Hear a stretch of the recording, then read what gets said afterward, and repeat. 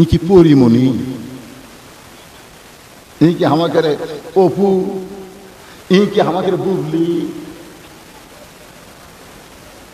যুবকেরা বুঝতেছে পরিমণির বিয়ার আগে পেটত বাচ্চা আইছে, তারপরে হলুদ দিছে, তারপরে বিয়া হচ্ছে। আর এই বুবলি তো মরিয়ম হয়ে গেছে, বুঝলেন না? আর স্বামীর কোনো খবর নাই, বাচ্চার বয়স 2.5 বছর। পরে খোঁজ খবর নিয়ে জানা গেল এইগুলা সব কাম করছে লুচ্চা শাকিব খান। জোরে খান কি খান, এমন একটা লুচ্চা কোন মেয়ে মানুষ ওর কাছে গেলি পেট ভরে দেয়। হায় হাই লুচ্চা রে। এখন সুন্দরী বলতে বাংলার মুসলমান মনে করতেছে পরিমণির মতন সুন্দরী, কিন্তু আল্লাহর কোরআন বলতেছে অকরনা ফি বুয়ুতিকুন্না ওয়ালা তাবাররাজনা তাবাররুজাল জাহিলিয়াতিল উলা।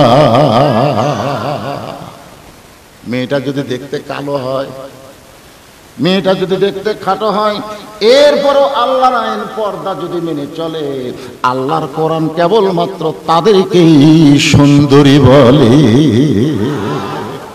আচ্ছা, আপনাদের এলাকায় একই গাছের কলা বিক্রি করতে গেছে, এক গামলায় ছিলা, এক গামলায় চোঁচাওয়ালা। আপনারা খরিদ্দার কোন কলা কিনবেন? না একই গাছের কলা বলতে তো ভাই একই গাছের কলা, তো ওটা কত করে? এই যে না, তো তুমি কলা ছিলা খাও না, তোকে সিলাই কোথায়? তো সিলা আছে, খালি লিভার খাবা। একটা পাখাও নাই যে সিলা কলা নিবে। তো সিলা কলা যদি আপনাদের পছন্দ না হয়, বেপরদা নারীকে আপনারা বিয়ে করেন কেমনে? এই সিলা কলাও যা, বেপরদা নারীও তাই। ধরে কোন কথা ঠিক কি? মানে ধুলা বালু মশা মাছি সব আগে টেস্ট করছে, আপনি খাওয়ার আগে টেস্ট। আজকে বেপরদা যারা, এই সমস্ত নারীদেরকে অনেকেই টেস্ট করছে, আপনি কিন্তু আর টেস্ট পাবেন না। এই জন্য যারা যুবক বিয়া করনি, তারা কান ধরে তওবা করো। বিয়া যদি করতেই হয় পর্দানিশী নারী বিয়া করবো, খালি এই তওবা করো। রাজি আছেন? যারা বিয়া করেননি আর যারা বিয়ে করছেন, তারা যদি আর একটা চান্স নেন, না অসুবিধা তো নাই রে ভাই। 4টা পর্যন্ত বিয়ে করা হয়, 4টা। ধরে কোন কয়টা? 2 বউ যারকে আছে তারকে মজাই আলাদা। এক বউ যদি রাগ করে, খালি কবে থাক আমি ওর কাছে যাচ্ছি, দৌড়ে এসে পাও ধরবি, যাই হোক না। কারণ একটা বিয়ে যারা আছে, এরা সুখে আছে, এরা কষ্ট আছে, বোঝার উপায় নাই, কিন্তু 2টা হলে মজা আছে। ধরে কোন কথা ঠিক কিনা ভাই? এক বউ রাগ করছে, থাক ওখানে গেলাম। এই জন্য আল্লাহ কোরআনে বিয়ার আয়াত যেখানে দিয়েছেন, সেখানে প্রথমে বলেছেন মাসনা মানে 2টা বিয়ে করো, সোলাসা মানে 3টা বিয়ে করো, রুবা মানে 4টা বিয়ে করো। যদি না পারো তাহলে একটা নিয়ে তুমি সন্তুষ্ট থাকো। আমি আপনাদের 2টা বিয়ে করার কথা বলতেছি না, কিন্তু যারা করো নাই তারা একটু চিন্তা করো, সিলা কলা না চোঁচাওয়ালা। ওমর ফারুক সুন্দরী মেয়ের কাছে গিয়া, নিকটে গিয়া সালাম দিয়ে বলতেছেন, মা এই 2 পাহাড়ের মাঝখানে গিরিপথে তুমি সুন্দরী নারী একা একা চলতেছ, তোমার সামনেও কোনো মানুষ নাই, পিছনেও কোনো মানুষ নাই। আত্তাকুল্লাহ হাক্কা তুকাতিহি, তোমার অন্তরে কি কোনো ভয় ডর নাই? সঙ্গে সঙ্গে মেয়েটা পর্দার ভিতর থেকে বলে, পথিক তুমি কি হযরত ওমরকে চেনো? সুবহানাল্লাহ। ওই মেয়েটা পর্দার ভিতর থেকে ওমরকে বলতেছে, পথিক তুমি কি হযরত ওমরকে চেনো? যদি হযরত ওমরকে চিনতা তাহলে এরকম বেসাইজা কথা বলতা না। ওমর ফারুক বললেন, মা কি বেসাইজা কথা বললাম? মেয়েটা বলে, পথিক যেদিন থেকে আল্লাহর কোরআন দিয়ে রাষ্ট্র চলবে, সেদিন পৃথিবীর এক প্রান্ত থেকে আর একটা প্রান্তে একটা মেয়ে মানুষ যাবে। ওই মেয়েটার কলিজায় আত্মা করলাম, আত্মা করলাম, আত্মা করলাম, শুধুমাত্র আল্লাহর ভয় ছাড়া অন্য কারো ভয় থাকবে না। সেদিন ষোড়শী নির্জন পথে যাবে, কোনো জন কটু কথা কবে না।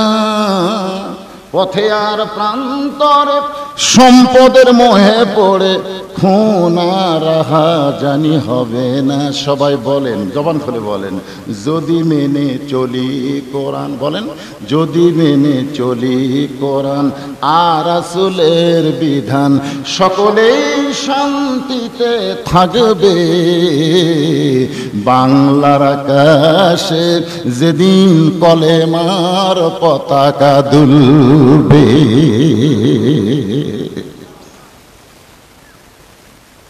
ওমর ফারুক বলতেছেন, মা আলহামদুলিল্লাহ, মাগো তুমি যে ধীর গতিতে চলতেছো, আমার মনে হয় তোমার ভিতরে কোনো কষ্ট লুকিয়ে আছে, কারণ তোমার চালচলন দেখলেই বুঝতেছি তোমার মনে হয় কোনো কষ্ট নিয়ে ঘুরতেছো।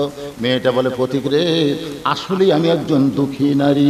আজকে 6 দিন হলে হযরত ওমরকে আমি খুঁজে বেড়াই।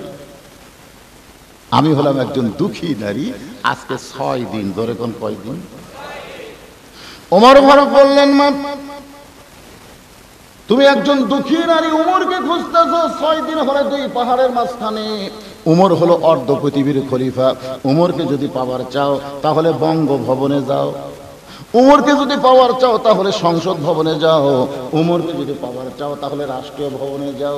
মেয়েটা কান্দের বলে, পথিক তুমি জানো না, যখন আল্লাহর কোরআন দিয়ে রাষ্ট্র চলবে তখন নেতা খোঁজার জন্য বঙ্গভবনে যাওয়া লাগবে না, বরং নেতারাই দুঃখী মানুষকে খুঁজে বেড়াবে। আল্লাহর কোরআন দিয়ে যখন বাংলাদেশ চলবে তখন চেয়ারম্যান খুঁজবার যাওয়া লাগবে না, চেয়ারম্যানই আপনাকে খুঁজবে। আল্লাহর কোরআন দিয়ে যখন রাষ্ট্র চলবে এমপি খুঁজবার যাওয়া লাগবে না, এমপিরা আপনাকে খুঁজে বেড়াবে। ধরে কোন কথা ঠিক কি না? আর আজকে মানুষের তৈরি আইন দিয়ে বাংলাদেশ চলে, নেতা খালি ভোটের আগে আসে, এখন তার ভোটই নেই। আর ভোট আছে?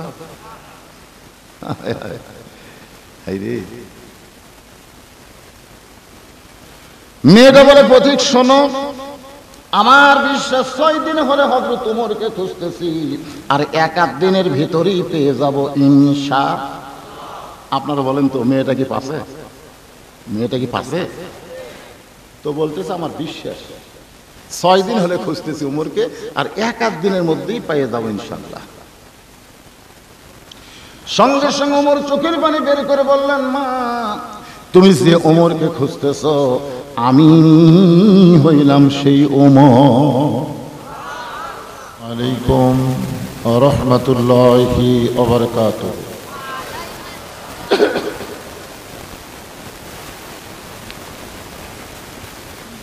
জায়গা ছোট, মানুষ বেশি, আমরা হলাম বাংলাদেশি, ঠিক? গোটা পৃথিবীর মানচিত্রে এত ঘন বসতি আর একটা দেশও নেই। এরপরও 12 লক্ষ রোহিঙ্গা মুসলমানকে জায়গা দিছে কোন দেশ? এখান থেকে কি প্রমাণ হলো? জায়গা আমাদের আছে। তো যিনারা দাঁড়িয়ে আছেন রাস্তায় দেখেন, ওনারা কি রোহিঙ্গা? তো আমাদেরই ভাই।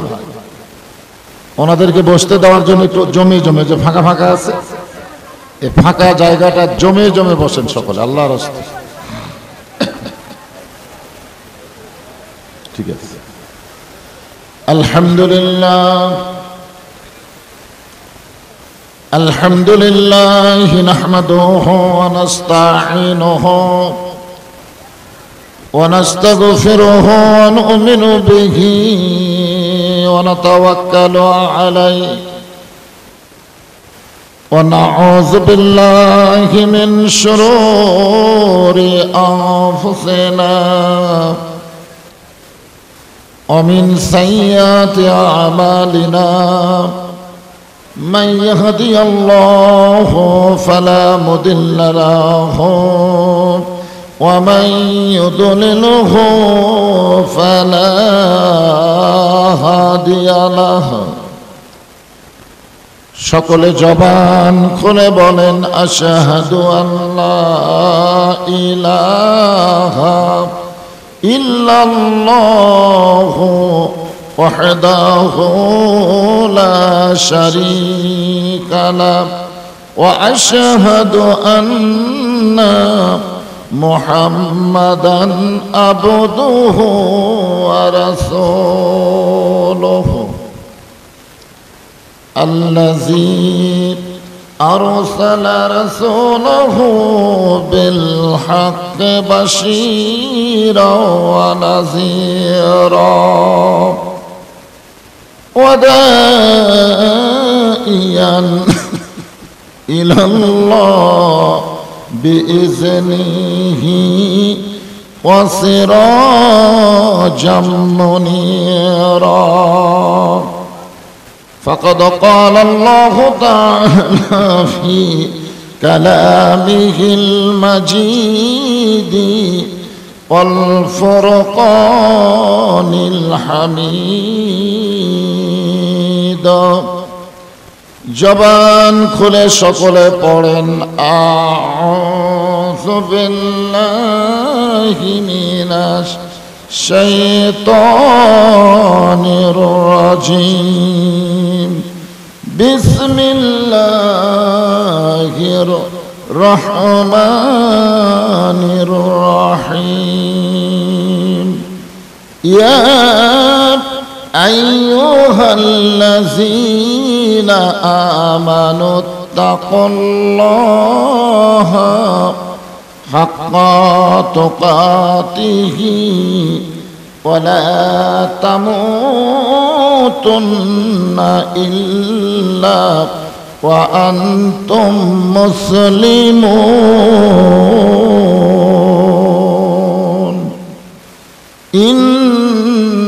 ইন্নাল্লাহা ওয়া মালাইকাতাহু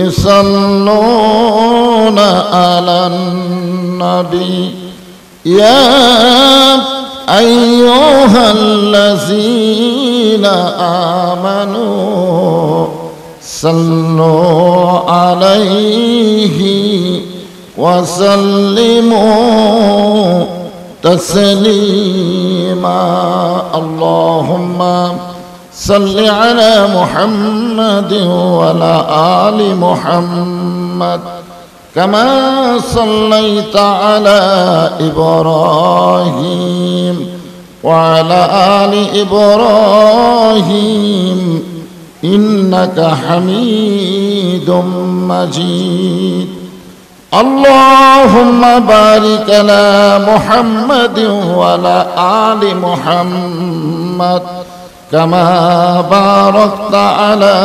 ইব্রাহিম ওয়া আলা আলি ইব্রাহিম ইন্নাকা হামিদুম মাজিদ নবীজির পিতা আব্দুল্লাহ নবীজির মাতা আমিনা নবীজির দুদুমা হালিমা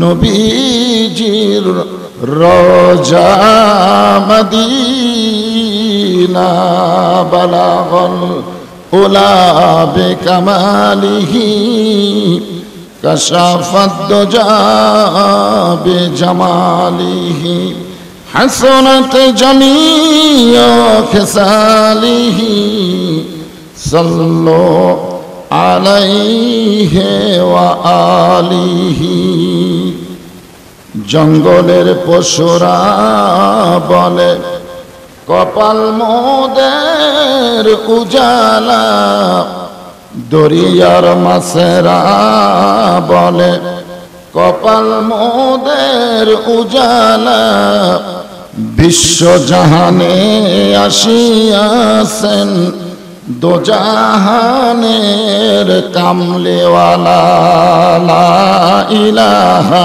ইল্লাল্লাহ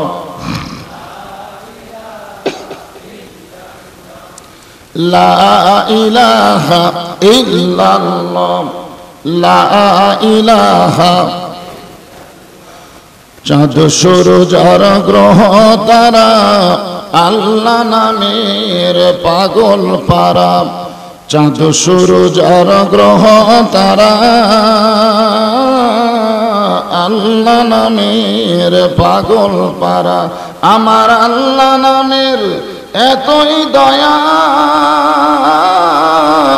আল্লাহ নামের এতই মায়া, লুকিয়ে রাখছেন হে আল্লাহ জোরে লা ইলাহা ইল্লাল্লাহ, লা ইলাহা ইল্লাল্লাহ, লা ইলাহা ইল্লাল্লাহ, লা ইলাহা।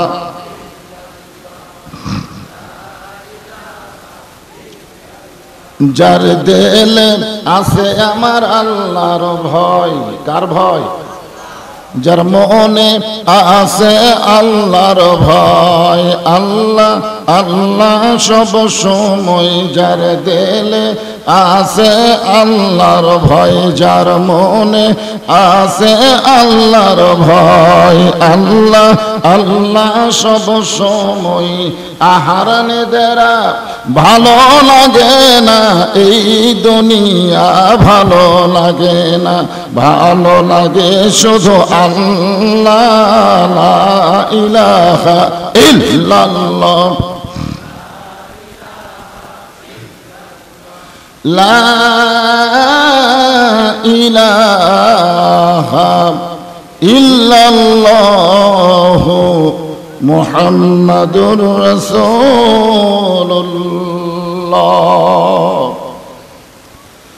রাসূলের মহব্বতে জবান খুলে সমস্বরে সকলে বলবো সাল্লাল্লাহু আলাইহি সাল্লাম।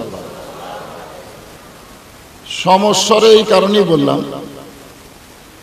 আপনি যে কলেমার জিকির করলেন, লা ইলাহা ইল্লাল্লাহর জিকির করলেন না, এই জিকিরের মালিককে আল্লাহ কিন্তু আমাদের মনের খবর জানে। আপনি জিকির জোরে করেন, আস্তে করেন, মনে মনে করেন, সব খবর জানি কে?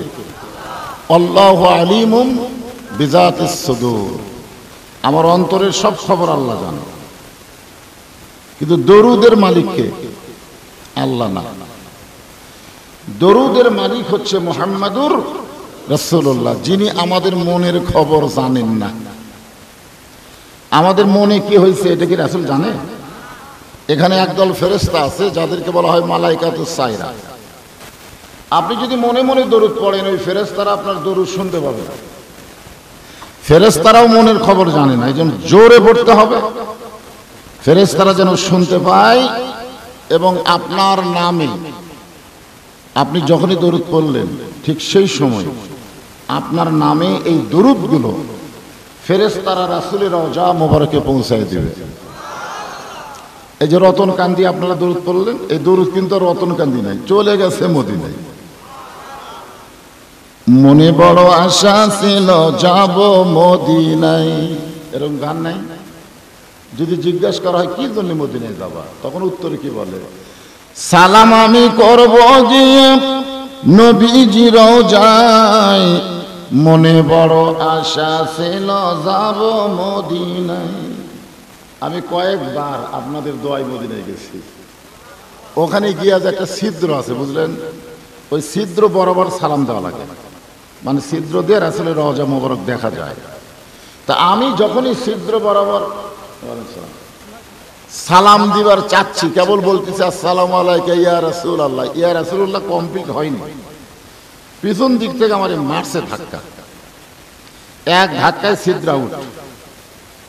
তো মদিনায় যাইয়া আমি সরাসরি রাসূলের রওজা মোবারকে সালাম দিতে পারলাম না, অথচ আপনি রতনকান্দির মাহফিলে দরুদ পড়লেন, সালাম দিলেন, সঙ্গে সঙ্গে ফেরেশতা রাসূলের কাছে পৌঁছায় দিল। তো মদিনায় যাওয়া যদি রাসূলকে সালাম দেওয়ার উদ্দেশ্য হয়, তাহলে বাংলার জমিন থেকে রাসূলকে সালাম দরুদ পেশ করার উপায় আছে না নাই? এই জন্যে যখনই নবীর নাম শুনব, উচ্চারণ করব, জবান খুলে বলবো সাল্লাল্লাহু আলাইহি ওয়াসাল্লাম। বাংলাদেশের বহু জায়গায় ওয়াজ করি, শ্রোতারা আমার কথা শোনে। আমি যদি বলি চেপে বসেন, সঙ্গে সঙ্গে চেপে বসেন। কিন্তু আজকে রতনকান্দির শ্রোতারা কথা শুনলো না, শুনলো না। তো তো শুনলেন না তো চাপেন না কেন? ছোট জায়গা করছেন, মানুষ বেশি হয়েছে, একটু আপনাকে চেপে বসে না, এই যে এই জায়গাগুলো ফাঁকা আছে, হ্যাঁ একটু জমে বসেন, আল্লাহর রাস্তায় জমে বসেন।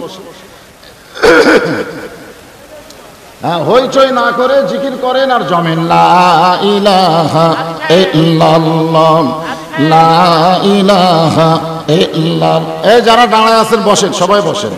লা ইলাহা ইল্লাল্লাহ, লা ইলাহা ইল্লাল্লাহ, লা ইলাহা ইল্লাল্লাহ, লা ইলাহা ইল্লাল্লাহ, লা ইলাহা ইল্লাল্লাহ, লা ইলাহা ইল্লাল্লাহ, মুহাম্মাদুর রাসূলুল্লাহ সাল্লাল্লাহু। ও যে কি যাচ্ছে, ট্রাক যাচ্ছে, তার মানে ওটা রাস্তা, রাস্তা না তো। রাস্তায় যদি জনগণ দাঁড়িয়ে থাকে তো গাড়ি ঘোড়া যাবে কিভাবে? তবে একটা কাজ করা যায় বাংলাদেশের, শোনেন, বাংলাদেশে যখন আমেরিকা থেকে কোনো মন্ত্রী প্রেসিডেন্ট আসছিল একবার, বিল ক্লিনটন, তখন যত রাস্তা ঢাকার ছিল সমস্ত রাস্তা সরকার বন্ধ করে দিয়েছিল। কি জন্য দিয়েছিল? যে আমেরিকার প্রেসিডেন্ট আসতেছে। তো আমেরিকার প্রেসিডেন্ট আসবে এই জন্য যদি ঢাকার রাজপথগুলো বন্ধ হয়ে যায়, আর আজকে কোরআনের তাফসির হবে, কিছু সময়ের জন্য এই পথ বন্ধ করার দরকার আছে না নাই? আপনারা বলেন তো, আমেরিকার প্রেসিডেন্ট আর কোরআন, এই দুইটার মধ্যে দাম বেশি কার? বলে প্রেসিডেন্টের খাওয়া আছে। হ্যাঁ, কোরআনের মাহফিলে গাড়ি ঘোড়া গেলে একটু সমস্যা, এই জন্য মাহফিল কমিটি আপাতত 12টা পর্যন্ত রাস্তা বন্ধ। হ্যাঁ,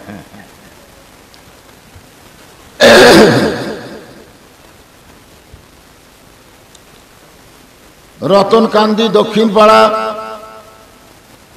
নতুন বাজার সংলগ্ন কেন্দ্রীয় জামে মসজিদ কমিটি কর্তৃক আয়োজিত হঠাৎ মাহফিল। হঠাৎ, আমি আমার ওয়াজের জিন্দেগি 35 বছরের ভিতরে এটা একটা রেকর্ড, যে 7 দিন আগে খবর পাইছে আর 7 দিনের মধ্যেই মাহফিল করতেছে। আমার ওয়াজের জীবনে একটা রেকর্ড হয়ে গেল। এই জন্য আজকের মাহফিলের নাম হলো হঠাৎ মাহফিল। জোরে করে কি মাহফিল? হঠাৎ। কেন ওই জায়গায় ফাঁকা কেন? ওই জায়গা ফাঁকা কি জন্য ফাঁকা? ও আবার পোকাও পড়ে। আচ্ছা, ঠিক আছে। আজকের এই হঠাৎ মাহফিলের সম্মানিত সভাপতি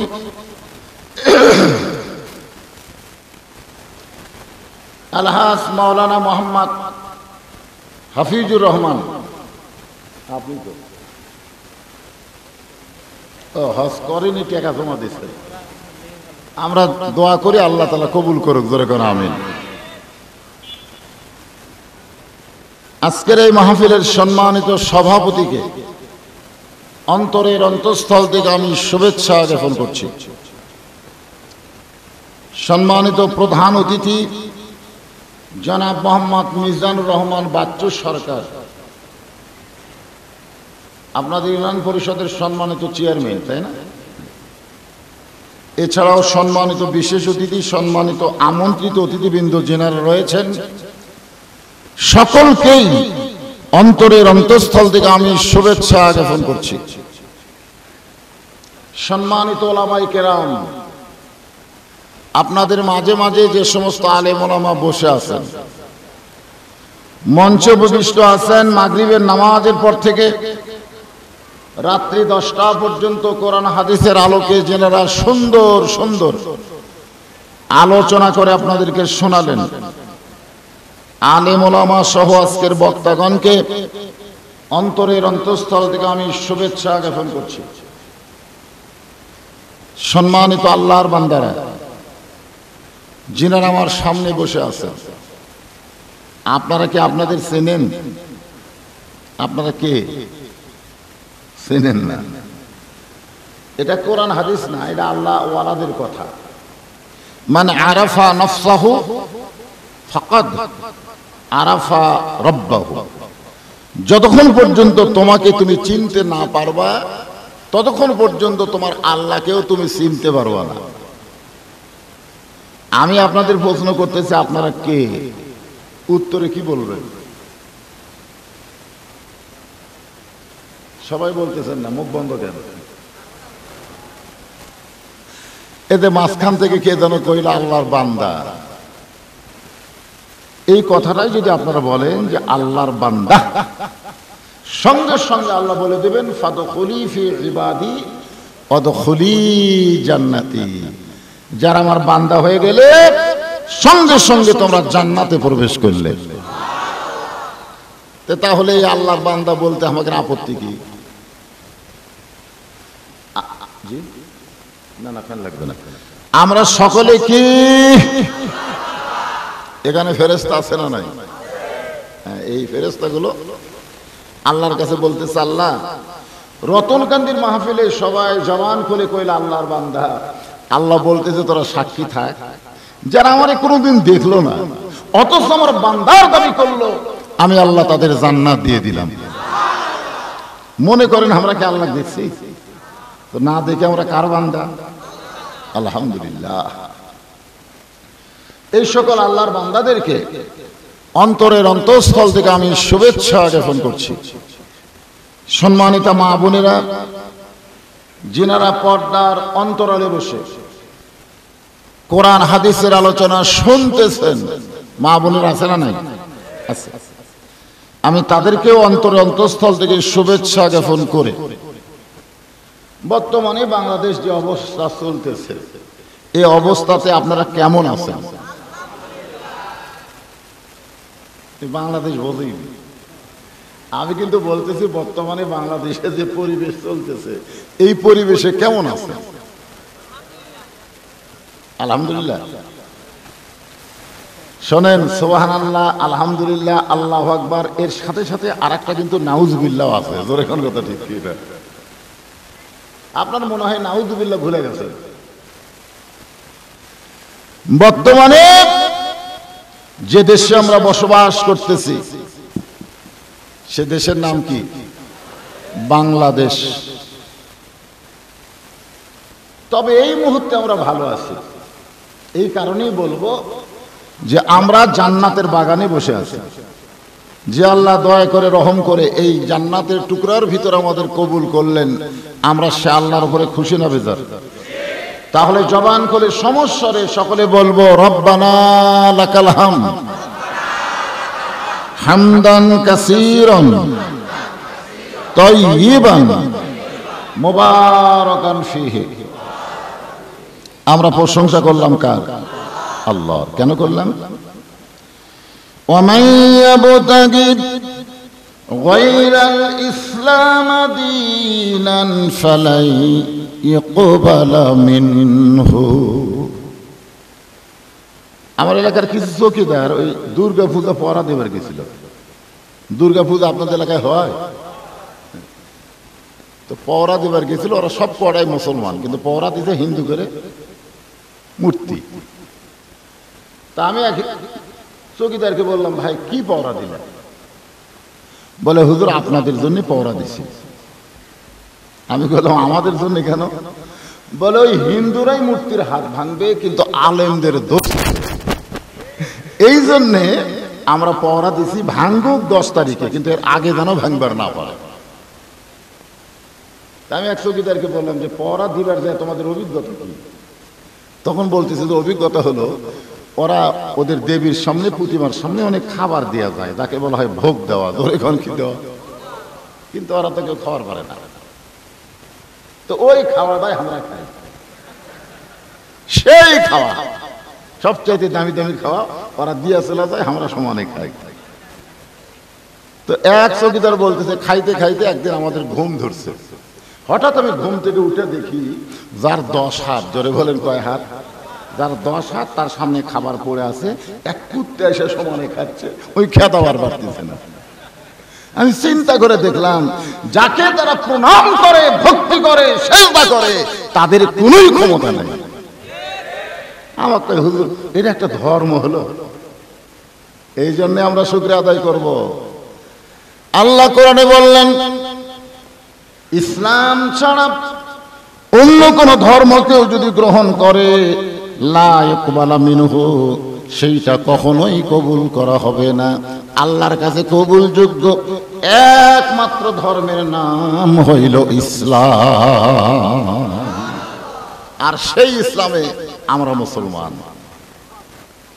বিশ্বাস করেন রুহের জগৎ, এই দুনিয়াতে আসার আগে আমরা আরেকটা জগতে ছিলাম। সে জগতের নাম কি? রুহের জগতে আল্লাহ ইচ্ছা করলে আমাদের রুহু হিন্দুর ঘরে, বৌদ্ধর ঘরে, খ্রিস্টানের ঘরে, ইহুদির ঘরে পাঠাবার পারত না? কিন্তু আল্লাহ ওই সকল ঘরে না পাঠায়া আমাদের প্রতি এত দয়া যে মুসলমানের ঘরে আমাদেরকে কবুল করেছেন। যে আল্লাহ সরাসরি আমাদেরকে মুসলমানের ঘরে কবুল করলেন, আমরা সে আল্লাহর উপরে খুশি না বেজার? তাহলে আর একবার বলি আলহামদুলিল্লাহ। আছেন আমার মুক্তার, আছেন আমার বারিস্টার, সেই বিচারের হাইকোর্টেতে, সবাই বলেন সেই বিচারের হাইকোর্টেতে তিনি আমায় করবেন পার, আমি পাপী। এই তিনি দেখে, আল্লাহ না, আল্লাহ না। আল্লাহ যখন হাকিম হয়ে আমাদেরকে আসামি বানায় বিচার শুরু করবেন, ওই সময় আমাদের নবী উকিল বারিস্টার হয়ে আমাদেরকে সুপারিশ করে জামিন করে জান্নাতে পৌঁছায়া দিবে। একে তো মুসলমানের ঘরে জন্ম নিয়েছি, দ্বিতীয়ত বিশ্ব নবীর উম্মত হিসাবে আল্লাহ আমাদের কবুল করেছেন। খুশি না বেজার? এই জন্য আর একবার বলবো আলহামদুলিল্লাহ। আমরা কিন্তু অনেকখানি জান্নাতের কাছে যায় বসে আছি। কি ভাগ্য আমাদের! আল্লাহ রাসূল বলেছেন যে আমার একটা উম্মত, এই যে কোটি কোটি রাসূলের উম্মত, রাসূল বলেছেন আমার একটা উম্মত যতক্ষণ ভিতরে না ঢুকবে আমি রাসূল ততক্ষণ ভিতরে ঢুকবো না। কিসের ভিতর? এটা সাতা কথা। এমন একজন নবী পেয়েছি যে ইয়া নফসি ইয়া নফসি করার কোনো টাইম নাই, সবসময় বলবে ইয়া রাব্বি হাবলি উম্মতি, আল্লাহ আমার উম্মতের কি হবে। একটা উম্মত বাহিরে থাকা অবস্থায় রাসূল জান্নাতে প্রবেশ করবে না, আমাদেরকে সবাইকে নিয়ে তিনি জান্নাতে প্রবেশ করবেন। এমন একটা নবী পাওয়ার পরে আমাদের মনে হয় আর কিছু দরকার আছে? নাই নাই। আল্লাহ বলেছেন লাকাদ কানা লাকুম ফি রাসূলিল্লাহি উসওয়াতুন হাসানাহ, যে রাসূল তোমাদের জন্য এত কিছু করবে তোমরা সেই রাসূলকে তোমাদের আদর্শ হিসাবে গ্রহণ করে নাও। আদর্শ হিসাবে গ্রহণ করতে হবে। এখন আসেন, একে তো মুসলমান, দ্বিতীয়ত বিশ্বনবীর উম্মত, তৃতীয়ত আমরা যে কোরআন থেকে তাফসীর শুনবেন না আপনারা? হ্যাঁ। এই কোরআন শরীফের মধ্যে কোনো ভেজাল, এই কোরআনে কোনো ধোঁকা, এই কোরআনে কোনো গোঁজামিল যারা নাই বলছেন তারা কিন্তু জিতে গেছে, আর যারা জবান থাকার পরেও নাই শব্দটা উচ্চারণ করেননি তার কি খবর কি? তোমার দুই কান্দে দুই মোহরি লেখিতেছেন ডায়েরি, দুই কান্দে দুই মোহরি লেখিতেছেন ডায়েরি, দলিল দেখে রায় দিবে, টাকা পয়সার নাই কারবার, কিরামান কাতিবিনা ইয়ালামুনা মা তাফআলুন। এই ডান কাদের ফেরেশতা আল্লাহ বলতেছে, আল্লাহ এই যে বক্তা কইল কোরআনে সন্দেহ নাই, ধোঁকা নাই, গোজামিন নাই, এই তিনবার যারা নাই নাই কইল তাদের খবর কি? আল্লাহ বলতেছে আমি তাদের জীবন থেকে জাহান্নামকেও নাই করে দিলাম। এখন বাম কান্দেরটা বলতেছে আল্লাহ এই যে শালারা নাই কইলো না, ওই কিন্তু খেপে গেছে, বলতে যে জবান থাকার পরেও মৌলানা কইল কোরআনে ধোঁকা নাই, সন্দেহ নাই, গোজামিল নাই, এরা যে জবানই খুললো না, আমি কি লেখবো? আমি তো কিছু শুনবার পাইনি। তখন আল্লাহ বলতেছে, লেখ বোবা শয়তান। ধরে কোন কি শয়তান? তো আমরা কি বাম কান্দের ফেরেশতাকে লেখাবো না ডান কান্দের? তো ডান কান্দের ফেরেশতাকে যদি লেখাবার চান তাহলে আরেকবার চান্স নেন। এই কোরআনে কোনো ধোঁকা, এই কোরআনে কোনো গোজামিল, এই কোরআনে কোনো সন্দেহ। আমি সেই কোরআন থেকে আপনাদের তাফসীর শোনাবো। আয়াতটা আপনাদের সামনে আগেই তেলাওয়াত করেছি, আরেকবার শুনেন। ইয়া আইয়ুহাল্লাযীনা আমানুত্তাকুল্লাহা হাক্কা তুকাতিহি ওয়া লা তামুতুন্না ইল্লা ওয়া আনতুম মুসলিমুন।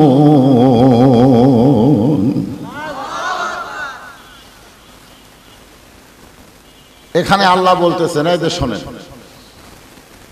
যারা আমাকে বিশ্বাস স্থাপন করেছ, আমরা যারা এখানে বসে আছি, আমরা আল্লাহকে বিশ্বাস স্থাপন করেননি? সাহাবেরা জিজ্ঞাসা করলেন, ইয়া রাসূলুল্লাহ, এই বিশ্বাস স্থাপনটা কিভাবে করা যায়? আল্লাহ রাসূল বললেন, ইকরার বিল লিসান, তাসদিক বিল জানান, আমল বিল আরকান। আল্লাহকে বিশ্বাস স্থাপন করতে গেলে এই তিনটা জিনিস খেয়াল করা লাগবে। কয়টা? একটা হলো জবানে বলা লাগবে আমি আল্লাহকে বিশ্বাস করি। দ্বিতীয়ত এই বিশ্বাসটা কলিজার মধ্যে জায়গা দেওয়া লাগবে। পৃথিবীর যত বিপদ আপদ মুসিবত আসুক না কেন আমার সব যাবে, কিন্তু ঈমান কলিজা থেকে ঈমান যাবে না। এই জন্য তাসদিক বিল জানান, এটা একেবারে কলিজার মধ্যে সেট করা লাগবে। আর 3 নম্বর যেটা, সেটা হলো আমল বিল আরকান। এটা আমলের মাধ্যমে প্রকাশ করা লাগবে। আপনারা বলেন তো, ঈমান গ্রহণ করার পরে যত আমল আছে, 1 নম্বর আমলের নাম কি? সবাই বললেন না, আরো জোরে কোন? এই যে নামাজ সম্পর্কে রাসূল বলেছেন, লা সালাতা লা ঈমানা, যার নামাজ নাই তার ঈমান নাই। যার নামাজ নাই তার কি নাই? রাসূল বললেন, লা সালাতা লা দীনা, যার নামাজ নাই তার ধর্ম নাই। আল্লাহর নবী বললেন, বাইনাল আবদি ওয়াল কুফরি তরকুস সালাত, বান্দা আর কাফেরের মধ্যে পৃথক করার জিনিসটার নামই হলো নামাজ। যারা নামাজ আর যারা নামাজ পড়ে না তারা কাফের। জোরে কান, তারা কি? আমি এখন আপনাদের বলবো বেনামাজি, আপনারা বলবেন কাফের। বলতে পারবেন না? যারা বলবেন না মনে করবেন ওরা এশার নামাজ পড়েনি। খালি কান খেয়াল করে দেখেন তো কে কয় কে কয় না। আমি যেই বলবো বেনামাজি, আপনারা কি বলবেন? জোরে বলতে হবে কিন্তু, বেনামাজি বেনামাজি। মাশাআল্লাহ। এখন যারা এশার নামাজ না পড়েও কাফের কাফের স্লোগান দিল, মনে করেন মাগরিব পড়েনি, এশা পড়েনি, উনিও বলতেছে বেনামাজি কাফের। ফেরেশতা কয়, আল্লাহ এই তো মাগরিব এশা পড়েনি, এই যে কাফের কয়ে চিল্লা উঠলো, এর খবর কি? আল্লাহ বলতেছে, আমি আল্লাহ মাফ করে দিয়েছি। আমি আল্লাহ মাফ করে দিয়েছি। যদি ফজর থেকে নামাজ ধরে ওর উপর আমার কোনো রাগ নাই। সুবহানাল্লাহ। না কেন? লা তাকনাতু মির রাহমাতিল্লাহ ইন্নাল্লাহা ইয়াগফিরুয যুনুবা জামিআ ইন্নাহু হুয়াল গফুরুর রহিম। এখন দেখেন, আল্লাহ এখানে বলতে পারতেন, যারা ইয়া আইয়ুহাল্লাযীনা আমানু আকিমুস সালাত, যারা আমাকে বিশ্বাস স্থাপন করেছো তারা নামাজ কায়েম করো। আল্লাহ কিন্তু এখানে নামাজ কায়েমের কথা বলেনি। এখানে আল্লাহ বললেন আত্তাকুল্লাহ। আত্তাকুল্লাহ, ঈমানের পরে নামাজ, অথচ আল্লাহ নামাজ বাদ দেয় আত্তাকুল্লাহ শব্দ কেন বললেন? আমার এলাকার এক হাজী সাহেব হজ করে আসার পরে দুনিয়ার মহব্বত আরো বেড়ে গেছে। আগে চাইছিল তার সাথে বেশি। হজ কবুল কার হয়েছে কার হয়নি এটা কিন্তু হজ করে আসার পরে বোঝা যায়। দেখবেন হজ করার আগে তা মোটামুটি ভালো হয়েছিল, কিন্তু হজের পরে যা পাজি হসে ভাই, বুঝবেন ওই হজ কবুল হয়নি, ওই মক্কার যা ফাজলামো করাচ্ছে, তোর কথা ঠিক কিনা, ফাজলামো করছে। আসরের নামাজ পড়ে জমির ধান দেখবার গেছে, দেখে ওপর জমির পানি, নিচে ওর জমির পানি নাই। হাজি সাহেব চারিদিকে তাকায় দেখে কেউ নাই, কেউ যখন নাই আস্তে করে বসে জমির আল কেটে দিয়েছে। আল কেটে দিয়ে আবার ওই পানি দিয়ে হাত ধুয়ে উপর দিকে দাঁড়ায় চারিদিকে তাকায় বলতেছে আলহামদুলিল্লাহ, কেউ দেখেনি। আপনারা বলেন তো, ওর কিন্তু নামাজ আছে, না নামাজ পড়ে গেছে, আসল পড়ে গেছে। আল্লাহ কয় নামাজের জোরে ফায়সাগা যাবে দূরে, আল্লাহ কয় নামাজের জোরে ফায়সাগা যাবে দূরে, পাক কোরআনে রয়েছে ঘোষণা, এখন আকাম কুকাম নামাজ রোজা একসাথে বান্দিয়া বোঝা, জাহান্নামে দিয়া সরাওয়ানা, আজ কেন আল্লাহর ভয় তোমার অন্তরে হইল না। এই জন্য আল্লাহ নামাজের কথা না বলে বলেছেন আত্তাকুল্লাহ, কেউ না দেখলেও কে দেখে। আরো জোরে বলেন। আমাদের বাংলাদেশে যারা নির্বাচন করবে, আমার এলাকার এক বগুড়া জেলার যিনি প্রধান নির্বাচন কমিশনার, বুঝছেন, বগুড়া জেলার, ওর কপালটা কড়া ভাই, আমার মনে হয় তাহাজ্জুদে পড়ে, কিন্তু ভোটের সময় ওই নিরপেক্ষ হয় না।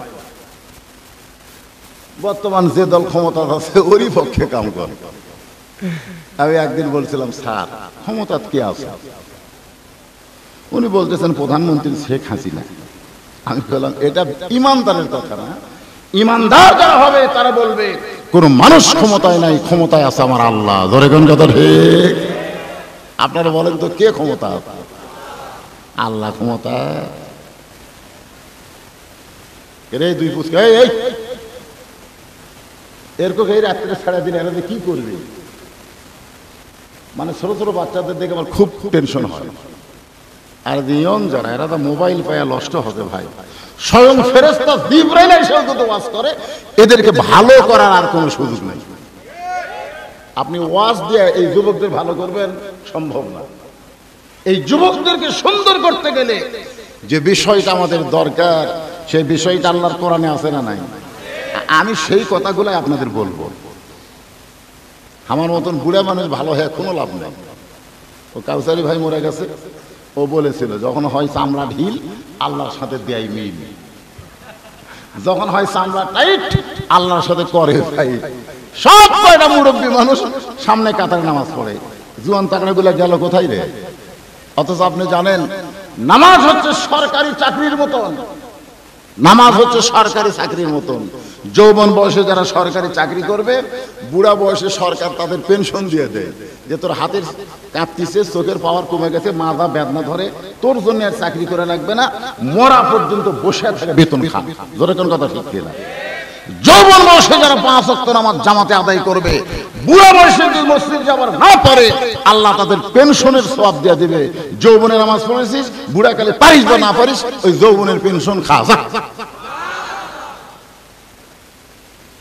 যৌবন বয়সে নামাজ না পড়ে বুড়া বয়সে সিয়াল্লে মসজিদে গেছে, সিয়াল্লে মসজিদে যায় মরদ নামাজ পড়তেছে। ইয়ার কি সব জায়গায় চললে আল্লাহর সঙ্গে কোন ইয়ার কি চলবে? আসেন, আত্তাকুল্লাহ হাক্কা তুকাতিহি, আল্লাহ বলেন ভয় করো, যথাযথ ভয় করো। এদিকে গল্প করে কে? এই মাহফিল কমিটির কেউ নাই নাকি? এই হঠাৎ মাহফিলের কমিটির কেউ নাই? আশ্চর্য কথা। কোরআনে তাফসীর শুনতে গেলে একটু মনোযোগ দেওয়ার দরকার আছে না? হ্যাঁ, একটু মনোযোগ দেবেন। গভীর রাত্রে হযরত ওমর মরুভূমির ভিতরে কাঁদতেছে। তখন হযরত ওমরের পজিশন হলো অর্ধ পৃথিবীর খলিফা। আমাদের বাংলাদেশের প্রধানমন্ত্রী তো সামান্য একটা জায়গা দিয়ে আছে, আর হযরত ওমর অর্ধ পৃথিবীর খলিফা গভীর রাত্রে মরুভূমির মধ্যে কাঁদতেছে। এমন সময় আবু যর গিফারি খোঁজ পাইছে, কাছে গিয়ে বলতেছে, আমির আল মুমিনিন, দুনিয়ার সবাই যখন ঘুম পাড়তেছে আর আপনি তখন কান্দেন কেন? ওমর ফারুক বলেন, আবু যর, অতীতের কথা আমার মনে হয় আর চোখ দিয়ে দর দর করে পানি পড়তেছে। অর্ধ পৃথিবীর খলিফা হলাম আমি বর্তমানে, কিন্তু অতীতে আমি কি ছিলাম? অতীতে কি শোনেন, এই যে বর্তমানে প্রধানমন্ত্রী কি হনু রে, অতীতের খবর কি, ভবিষ্যতের খবর কি? প্রত্যেকটা মানুষ খালি বর্তমানে কি হনু রে এই চিন্তা করা যাবে না। আমি অতীতে কি ছিলাম, ভবিষ্যতে আমার খবর কি হবে, একটু চিন্তা করার দরকার আছে না নাই? আবু যর গিফারি বললেন, আমির আল মুমিনিন, আপনার অতীতের খবর তো আমি জানি না। ওমর ফারুক বললেন, অতীতে আমি খালার বাড়িতে রাখালি করতাম, ছাগল চড়াতে যেতাম। সুন্দর সময় ছাগলগুলো যখন ফেরত আনতাম, খালা ছাগলগুলো গুনে আমার কান ধরে বলতো, ওমর, কয়টা ছাগল নিয়ে গেলি, কয়টা ফেরত আনলি? আমি আবার দৌড় দিতাম, যেইগুলো ছাগল ছাড়া পড়েছে তারে করে করে খালার কাছে জমা দিলে খালা মাথার চুল ধরে বলতো, ওমর, আজকে যেই ভুল করেছো আগামীকাল যদি একই ভুল করো তোমার রাখালি চাকরি কিন্তু ক্যান্সেল হয়ে যাবে। আমি খালার পা ধরে বলতাম, খালা, রাখালির চাকরি যদি ক্যান্সেল করে দেন তাহলে আমি থাকবো কোথায়, খাবো কি? একদিন সেই উমর রাখালির চাকরি রক্ষা করার জন্য খালার পা ধরে কেঁদেছে। আজকে সেই উমরকে আল্লাহ অর্ধ পৃথিবীর খলিফা বানাইছে। এটা উমরের যোগ্যতায় নয়, এটা কেবল মাত্র আল্লাহর কোরআনের ওসিলা। দেখেন, এটা সেই কোরআন, এটা সেই কোরআন যেই কোরআন একটা রাখালকে অর্ধ পৃথিবীর খলিফা বানায় দেয়। আজকে সেই কোরআন বাংলাদেশে আছে না নাই? কিন্তু মানুষের তৈরি করে আইন দিয়ে আমরা চলতেছি। আল্লাহর কোরআন খালি তেলাওয়াত করে সওয়াব পাওয়ার চাই। ওই যে হুজুর কইছে প্রতি অক্ষরে 10টা করে নেকি, ওইখানে হিসাব করতেছে, বিসমিল্লাহতে কয়টা, আউযু বিল্লাহ কয়টা অক্ষর আছে, তাহলে কত নেকি হলো? আরে প্রতি অক্ষরে 10টা করে নেকি, এটা হলো নফল। মনে করেন আপনাদের আশেপাশে যে বড় বাজার আছে সাদাতপুর, আছে না নাই? ওইখানে এক বেটা 2 মণ আলু বিক্রি করতে গেছে। এক খরিদ্দার বলতেছে, ভাই আমার 2 মণই লাগবে। আলুওয়ালা বলতেছে, মাশাআল্লাহ, তাহলে আর কোনো টেনশন নাই, তুমি নিয়ে নাও। খরিদ্দার বলতেছে, না, তুমি কইলি হবে, মাপে দাও। তো বলে, ভাই রে, বাড়ির আলু রে, কম হবে না। তো বলতেছে, মাপা দিলে তোমার অসুবিধা কি? আলু মাপা দেখে 2 মণ 2 সের। তো খরিদ্দার বলতেছে, ভাই আপনি কইলেন 2 মণ, 2 সের যে বেশি হলো। আলুওয়ালা বলতেছে, 2 সেরের দাম দেওয়া লাগবে না, এটা তোরে ফ্রি দিয়ে দিলেন। ও তখন 2 সের আলু টোপলা করে বলতেছে, আজকের মতো আর আমি আলু নিব না, এই ফ্রি 2 সের নিয়ে বাড়ি যাই। আপনারা বলেন তো, আলুওয়ালা কি তাকে ফ্রি আলু দিবে? কারণ 2 মণের সাথে 2 সেরের সম্পর্ক।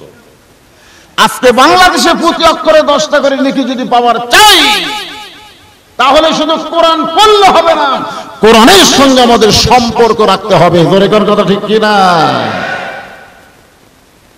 কোন সাউন্ড বক্স বন্ধ হলো? চলতেছে না? আচ্ছা, ঠিক আছে। তাহলে এখন কি বুঝলেন আল্লাহর কোরআনটা কেমন? যেই কোরআনের আপনারা তাফসীর শুনবেন, আগে সেই কোরআন আপনাদের জানা দরকার আছে না নাই? কি করবেন? এই কোরআন জানবার গেলে কোরআন ধরা লাগবে না? ধরা লাগবে। আপনাদের মধ্যে যদি আমি বলি, একটা যুবক, আসো তো বাবা, এই কোরআন শরীফটা ধরো তো, অধিকাংশ যুবক বলবে না। কেন না?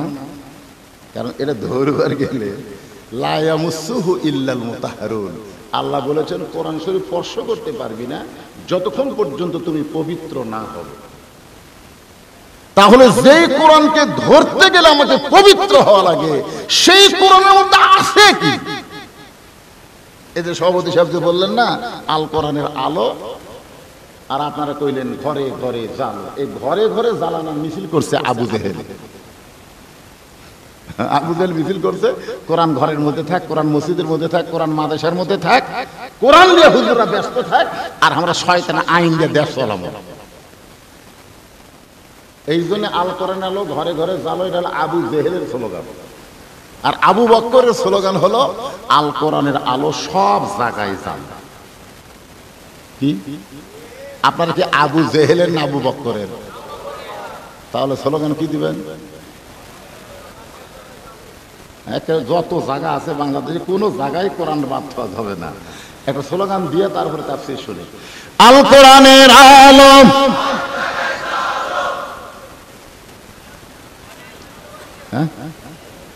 হয়েছে? ও ভালো মতো সাউন্ড হয়নি না। সংসদ না, সংসদের কথা শুনলে ওরা বলবে হুজুর ওই দলে। আমরা সংসদ না, সব জায়গা, তার মধ্যে সংসদ আছে না নাই? এমনকি বাংলাদেশের যতগুলো পতিতালয় আছে সেই পতিতালয়ের মধ্যেও কোরআনের আলো জ্বালাতে হবে। ধরে কোন কথা? হে, আলো জ্বললে সেখানে অন্ধকার থাকবে? দোয়া করতেছে হুজুর, আল্লাহ অন্ধকার দূর করে দাও, অন্ধকার দূর করে দাও আল্লাহ। অন্ধকারে থাকতে পারতেছে, দোয়া দিয়ে চোখের পানিতে গাল ভেজে দিচ্ছে। ইতিমধ্যে একজন লাইট জ্বলাছে, যেই লাইট জ্বলাতে হুজুর অন্ধকার কোথায় গেল? বলে দোয়া দিয়ে অন্ধকার দূর হবে না হুজুর, আলো জ্বলানো লাগবে। যখন কথা ঠিক না, আজকে আমরা দোয়া দিয়ে বাংলার ভাগ্য পরিবর্তন করতে পারবো না। কোরআনের আলো সব জায়গায় জ্বললে গোটা বাংলাদেশ শান্তিনগর হয়ে যাবে। যখন কথা ঠিক না, তাহলে স্লোগানটা কি হবে? সংসদ না, সব জায়গায় আল কোরআনের আলো, কোরআন হাদিস যেখানে, দুনিয়ার মুসলমান লিল্লাহে তাকবীর, আলহামদুলিল্লাহ।